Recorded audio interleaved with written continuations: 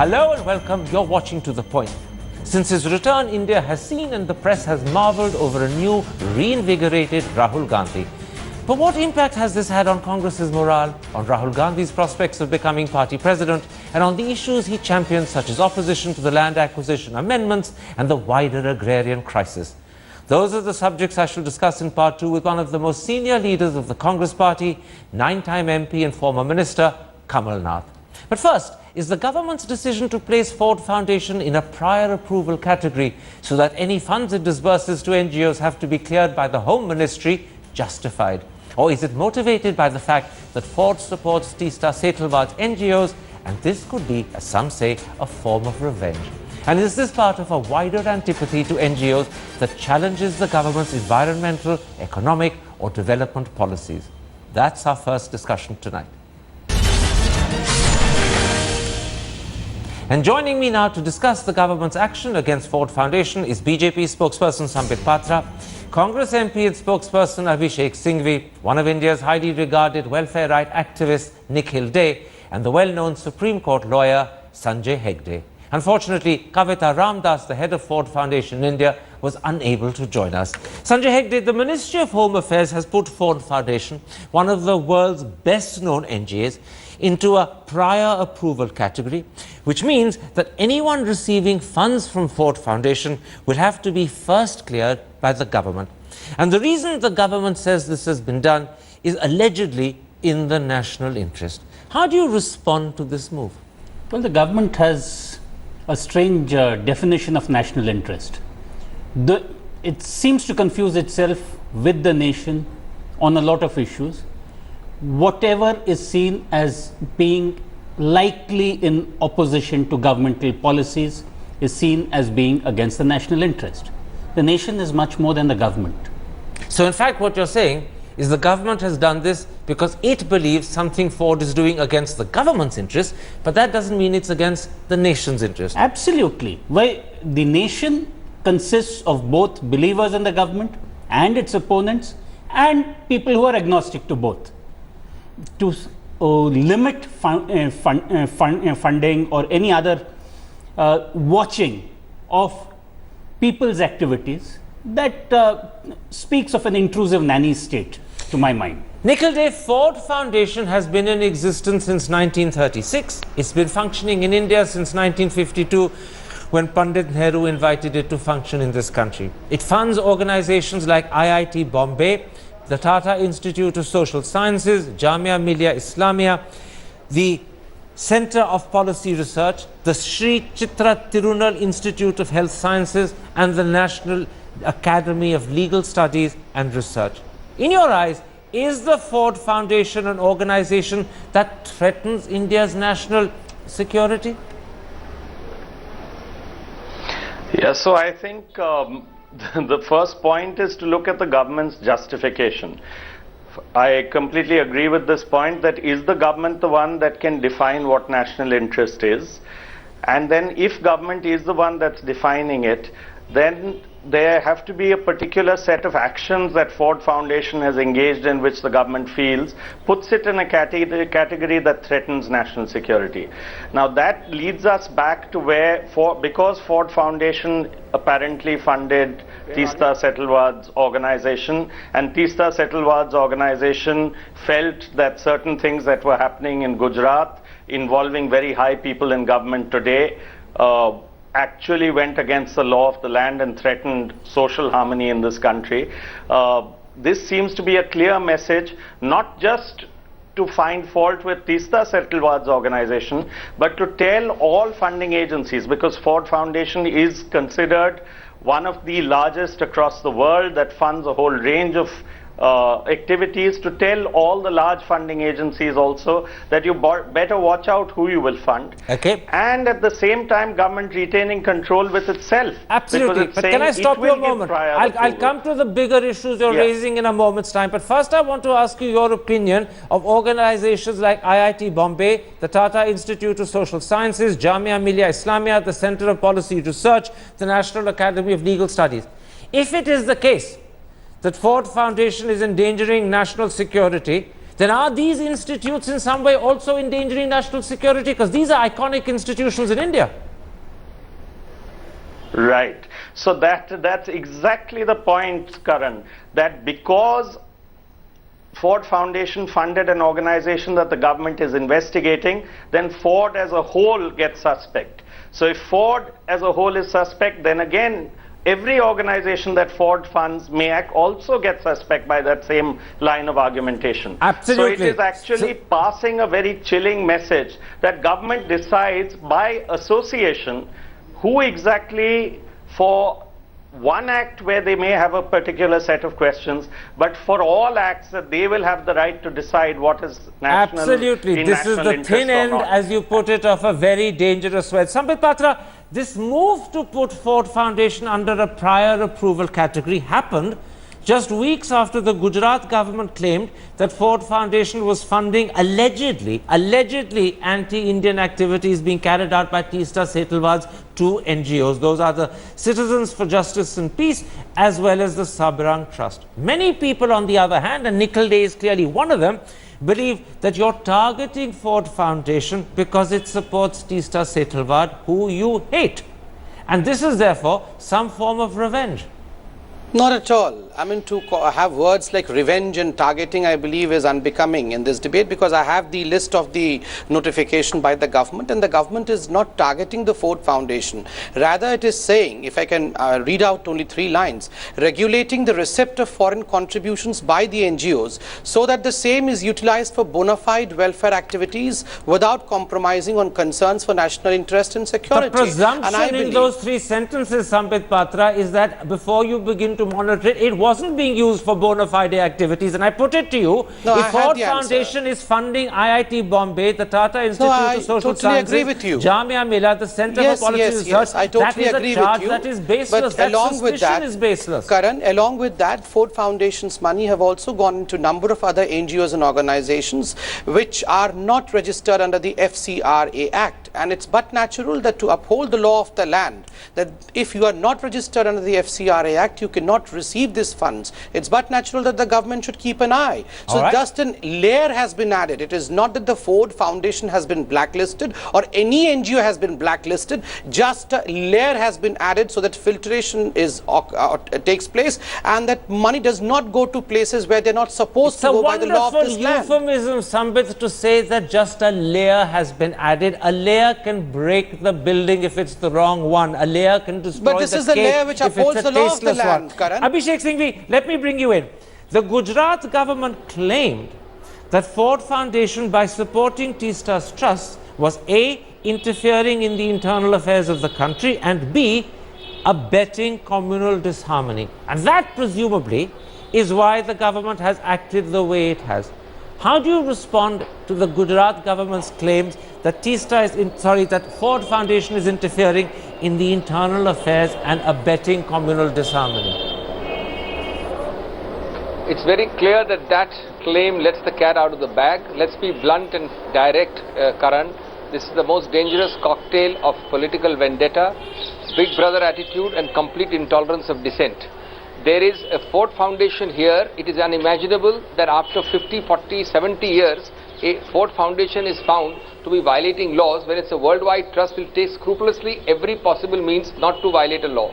Secondly, there is a sub judice matter for Teesta Setalvad. Why is this sudden circular, which is completely wrongly and misleadingly called a layer? It gives absolute discretion to a bureaucrat to tell you whether how to use the funds, whether to use the funds, whether in his subjective opinion the funds are being used wrongly. There is not a single objective fact. It is not realized that by doing this the central government is setting back a large volume of social welfare activities by reducing funding, having a chilling effect on other NGOs. And let me tell you, people like Teesta Setalvad have been very critical of all governments of all political colors. You have to only scan the press to see how much he criticized UPA and the NDA before that and the government before that. Do you think any government till now has not found Ford Foundation to indulge in such subjective words, and suddenly in 2014-15, 2 weeks after a sub judice matter, Ford Foundation has become suspect? This is Orwellian. This is George Orwell. This is Big Brother, and this is a complete message to all of you that you do something like this, we will teach you a lesson. Absolutely. It's most unfortunate. You can throw into that mix of similes that you've used Kafka as well. This is very Kafkaesque. Sanjay Hegde, let me quote Pratap Bhanu Mehta, the president of the Center for Policy Research, who in 2013-14 received 62.3 lakhs from the Ford Foundation. This is what Pratap Bhanu Mehta says. Ford Foundation has invested in long-term institution building in India. Its grants are generally not tied to any specific short-term outcome. It never interferes in your work once it has been assessed and your need and it's decided to make a grant. Secondly, he says something else. Every such grant has to be approved by the Department of Economic Affairs, and all the recipients have to be FCRA compliant. That is a direct contradiction of what Sambit Patra said a moment ago. And he concludes that if the government is casting doubt on Ford Foundation, it's actually doubting the DEA by implication. Absolutely. This is a government which doubts everyone. We have, today it's the Ford Foundation. Tomorrow it could be the Bill and Melinda Gates Foundation. Everything, all kinds of xenophobia is seeping into the saffron curtain that is slowly descending on India. What is happening is that the government is telling foreign foundations, foreign money, every step you take, every move you make, we'll be watching you. That is the essential message. Maybe today Ford Foundation has been seen to be backing Teesta or funding Teesta, but that's been a long-term activity. The Ford Foundation has, as Pratap Bhanu Mehta has rightly pointed out, has been seeding organizations and building institutions. This government probably thinks that all such jobs must be reserved for domestic money alone. Nikhil De, with the crackdown on Ford Foundation, the government has a total of 16 international associations and NGOs that are now in this so-called prior approval category. Do you believe that all of these are risking national security, or is the government finding ways of harassing and hampering the work of organizations who challenge its environmental policies, its economic policies, its nuclear policies, its development policies? Which is it? I'd like to add to those four also its human rights policies, because a lot of those there was earlier 14 number of organizations who were put into this prior approval category, and most of them were funding human rights organizations. I think some double standards that exist currently need to be looked at. The government is welcoming foreign investment. That foreign investment has a clear profit motive. That is very influential money, and that's influential money out to earn a profit. Now, these are organizations that are on the other side. They're looking at what the social impact of a lot of policies are taking place. And they actually offer an opportunity within this country to set up global standards for human rights, for environment, for various other things. And by the government saying we will only allow one side of foreign money, they are actually not disallowing the influence of foreign money. They are disallowing the influence of foreign money in areas where people may be affected, or the environment may be affected, or human rights may be affected. And therefore, it's a very, very dangerous trend. It's full of double standards within it. Many of those organizations should be held up for scrutiny, but not through the government, but through independent boards. And I think it's time that just as the media tomorrow, if the government starts deciding that no, the media has to behave in a certain fashion, of course the media must behave, but it must be looked at by an independent board. NGOs play a similar kind of role. They should be held accountable, but they should not be held accountable by government. They should be held accountable by a regulatory mechanism that has an independent kind of board. Sambit Patra, can I stop you there, Nikhil De? I take your point, but let's not go on to how we regulate NGOs. That's a different subject for another day. But it's a fair point you're making. Sambit Patra, in the Greenpeace case, and that wasn't so long ago, by the way, the Delhi High Court ruled that opposition to or dissent from the government's environmental, economic or development policies is not a breach of national interest. It is, in fact, the democratic right of every Indian citizen. Now, if you start blocking funds on those grounds in the instance of Ford Foundation, not only are you acting high-handedly and undemocratically, but you're acting in defiance of the Delhi High Court, and chances are you will be struck down and left with egg on your face. Karan, give me some time, because all of you are speaking in the same voice and I'm the only voice which is speaking for the government. Number one, as far as the Ford Foundation is concerned, let us be absolutely clear that no fund has been blocked. Only that this fund will pass through scrutiny as to where it is going. Now, and very importantly, I've been hearing that everyone is saying as to why the government wants to watch all this, to which I would say, if you are not doing anything wrong, so why are you wary of being watched? Those who commit no mistake should be free enough. They should By be enjoying whom? rather than shouting. Anyone That is watched how by Big anyone. Brother justifies watched by intrusion into the anyone. lives of people. That's a Big Brother explanation, not a democratic one. Not at all. Let me come to your High Court explanation also. The High Court did not say that please don't proceed against them. Go to paragraph 10.1. And the High Court says it is also made clear that the respondents will be free to proceed against the petitioner, respondent being the government, if it is otherwise found to be in violation of any of the provision of FCRA. But the High Court made it crystal clear in the Greenpeace case that your attempt to block their funds was wrong. They in fact reversed your order. They were given access to the bank accounts, and you can't deny it.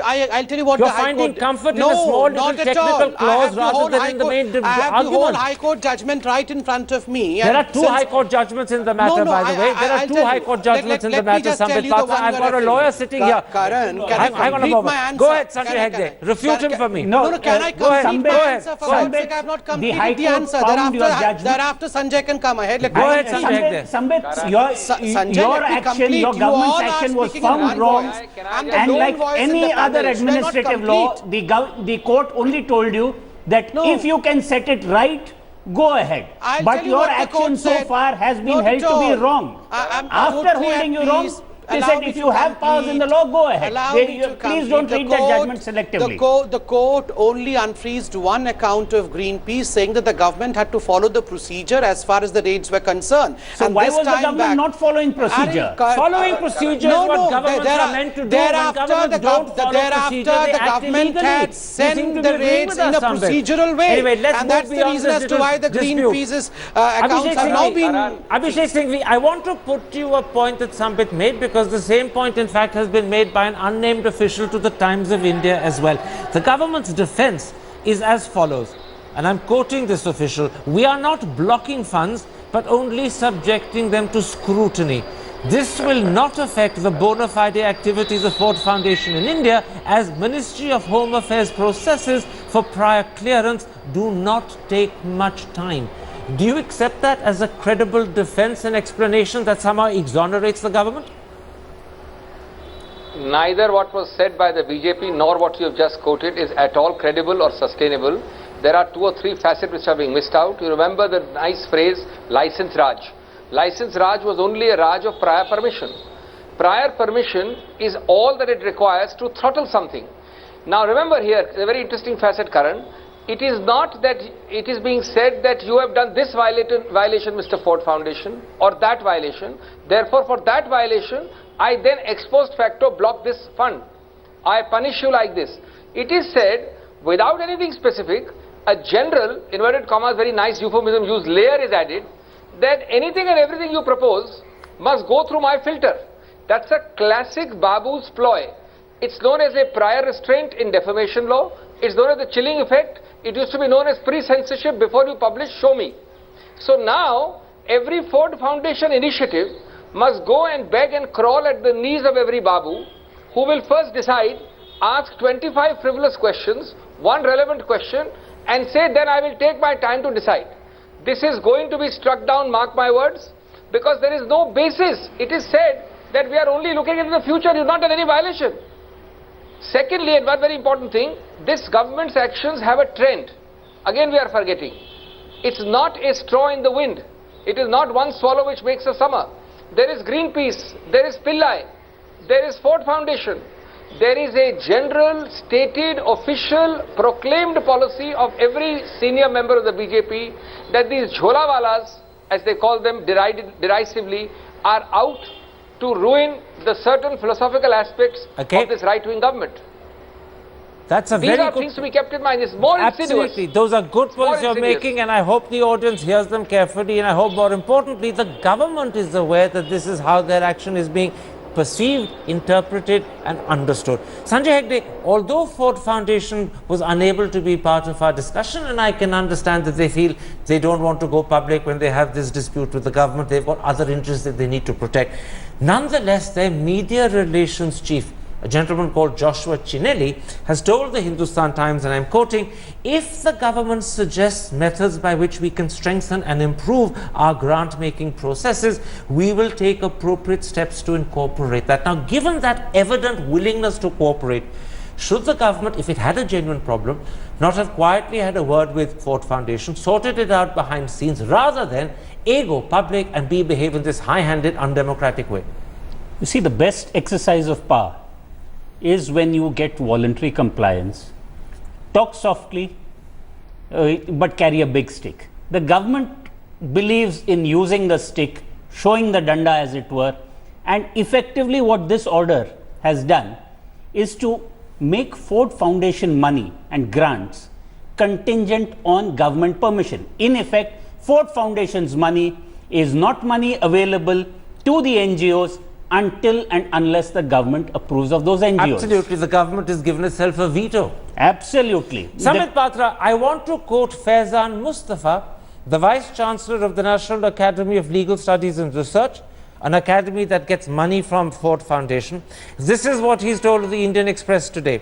The terms for awarding the grant very clearly say that the money must not be used for any political purposes or for promoting violence or terrorism. That being the case, I put it to you, this is a second reason why the government should have sorted out its problem, if it has any, with Ford Foundation behind the scenes and in an amicable way, rather than acting peremptorily and high-handedly.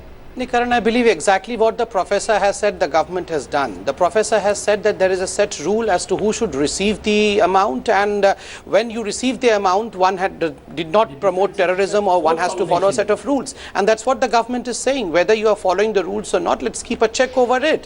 Whether you are politically active or not, whether you use this money to propagate politics is a filter is that very important determines issue. who receives the money. You give yourself a veto power. You've heard Abhishek Singhvi very clearly say this has a chilling effect. This is pre-censorship by another name. Not at all. To follow the rule of the land has no chilling effect, because rather that is what the government and is even to your see point, to it. even your point that the people who are receiving the funds are not FRCA compliant is in fact wrong, because in fact you've heard Pratap Bhanu Mehta, I quoted him a moment ago, making it clear that every single recipient was FCRA compliant. And if you doubt it, then what you're doing is not doubting Ford Foundation, you're doubting your own Department of Economic Affairs. So the government is actually pointing a finger at itself in this dubious process. We are doubting no one, and as has been rightly pointed out, no one is putting a ban on the Ford Foundation or the NGOs who are receiving the money. If these NGOs are really doing a great work, as they must be doing, and we should congratulate them, there is nothing for them to worry, since this is only scrutiny, and scrutiny is always better. It is safe. All right. Sambe Patra, since you were 1 versus 3, you can have the last word on this particular episode. My thanks to all my guests for joining me, but let me add, this is a moment at which we have to ask ourselves, do we sometimes take this concept of national security so far that it becomes an excuse to throttle dissent? Or is the government right? It's a question you need to ask yourselves. But certainly, the body of opinion in today's discussion suggests that the government needs to think very carefully.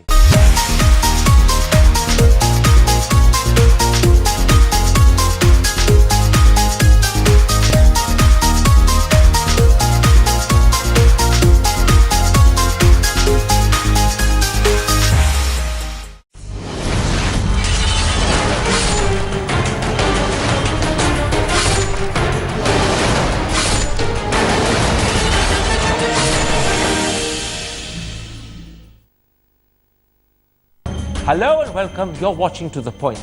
Since his return, India has seen and the press has marveled over a new, reinvigorated Rahul Gandhi. But what impact has this had on Congress's morale, on Rahul Gandhi's prospects of becoming party president, and on the issues he champions, such as opposition to the land acquisition amendments and the wider agrarian crisis? Those are the subjects I shall discuss in part 2 with one of the most senior leaders of the Congress party, 9-time MP and former minister, Kamal Nath. But first, is the government's decision to place Ford Foundation in a prior approval category so that any funds it disburses to NGOs have to be cleared by the Home Ministry justified?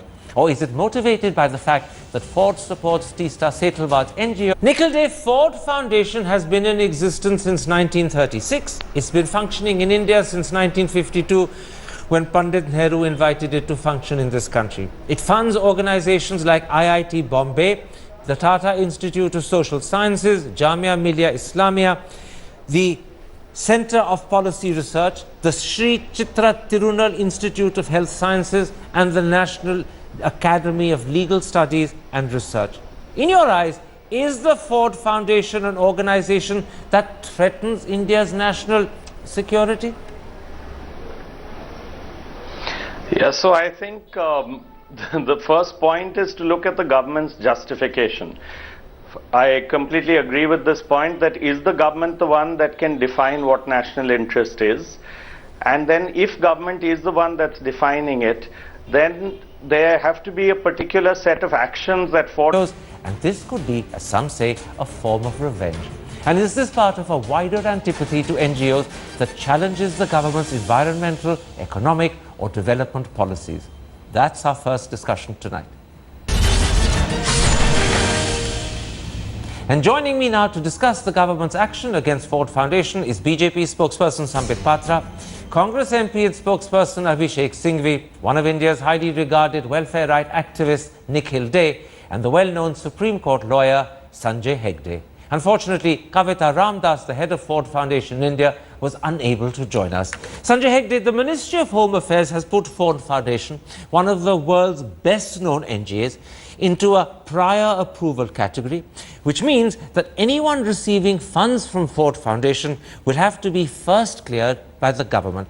And the reason the government says this has been done is allegedly in the national interest. How do you respond to this move? Well, the government has a strange definition of national interest.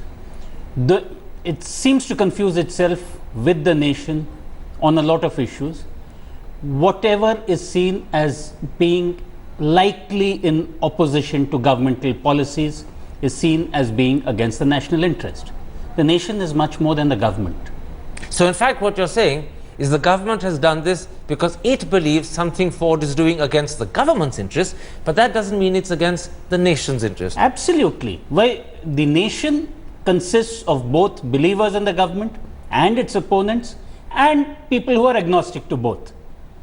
To limit funding or any other watching of people's activities, that speaks of an intrusive nanny state, to my mind. Foundation has engaged in, which the government feels puts it in a category that threatens national security. Now that leads us back to where, because Ford Foundation apparently funded Teesta Setalwad's organization, and Teesta Setalwad's organization felt that certain things that were happening in Gujarat involving very high people in government today actually went against the law of the land and threatened social harmony in this country. This seems to be a clear message, not just to find fault with Teesta Setalwad's organization, but to tell all funding agencies, because Ford Foundation is considered one of the largest across the world that funds a whole range of activities, to tell all the large funding agencies also that you better watch out who you will fund. Okay. And at the same time, government retaining control with itself. Absolutely. Because it's But can I stop you a moment?